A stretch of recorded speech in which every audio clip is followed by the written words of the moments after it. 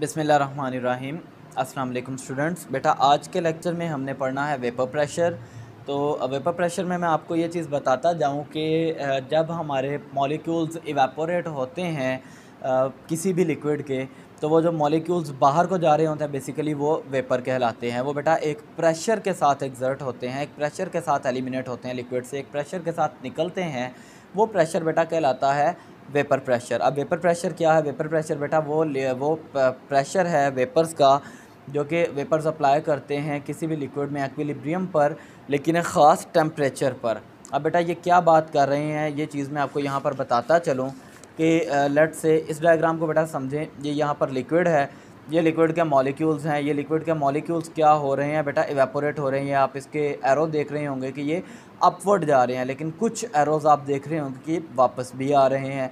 तो ये बेटा क्या होता है कि अगर हम कंटेनर को बंद कर दें जिसमें इवेपोरेशन हो रही है, कुछ मॉलिक्यूल्स बेटा इवेपोरेट होंगे, लेकिन कुछ मॉलिक्यूल्स फिर with the passage of time क्या होगा, मॉलिक्यूल्स वापस से लिक्विड की कंडीशन में भी चेंज होना स्टार्ट हो जाएंगे, गैस से लिक्विड की फॉर्म में आना स्टार्ट हो जाएंगे। और एक टाइम आएगा बेटा जब जितने मॉलिक्यूल्स इवेपोरेट हो रहे हैं, जैसे यहाँ पर आप देखें 3 मॉलिक्यूल्स इवेपोरेट हो रहे हैं, तो 3 ही मॉलिक्यूल्स वापस आ रहे हैं। ये बेटा कंडीशन कहलाती है एक्विलिब्रियम। इस कंडीशन पर जो वेपर प्रेशर होता है, जो प्रेशर वेपर एग्जर्ट करता है, वो बेटा प्रेशर कहलाता है वेपर प्रेशर। और बेटा ये भी एक चीज़ यहाँ पर देख लें कि ये मॉलिक्यूल्स का वापस इवेपोरेशन के बाद अपनी वापस कंडीशन में आना कहलाता है कंडेंसेशन। ये बेटा चीज़ आपको याद होनी चाहिए, इस चीज़ का अंदाज़ा होना चाहिए। अब बेटा देख लें कि किस किस चीज़ पर वेपर प्रेशर डिपेंड करता है। तो बेटा ये नेचर ऑफ़ लिक्विड पर डिपेंड करता है कि लिक्विड किस तरह का है, यानी लिक्विड की नेचर किस तरह की है। मतलब अगर मैं आपको बताऊँ, एक तरफ बेटा है वाटर और दूसरी तरफ एक लिक्विड है हमारे पास हनी, शहद। तो बेटा ऑब्वियस ही बात है कि हनी जो है इसको हमें बहुत ही हीट देनी पड़ेगी, बहुत ही बेटा टाइम लगाना पड़ेगा इसको इवेपोरेट करने के लिए, जबकि लिक्विड आसानी से हो जाएगा। अब अगर हम एग्जांपल लें अल्कोहल की या पेट्रोल की, तो वो बेटा वाटर से भी आसानी से इवेपोरेट हो जाएंगे, तो इनका बेटा वेपर प्रेशर भी कम होगा। वेपर प्रेशर वाटर का एज़ कम्पेयर टू अल्कोहल या एज़ कम्पेयर टू पेट्रोल ज़्यादा होगा।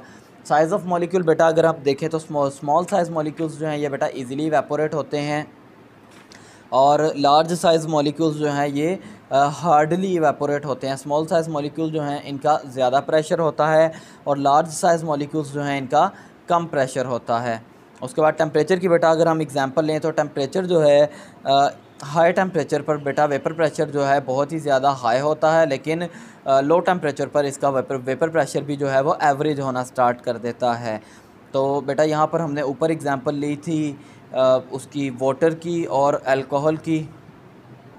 तो वहाँ पर बेटा मैंने आपको साफ क्लियर कर दिया था कि वाटर का वेपर प्रेशर कम होगा एज़ कम्पेयर टू हनी, और इसी तरह से बेटा अल्कोहल का भी ज़्यादा होगा वाटर से।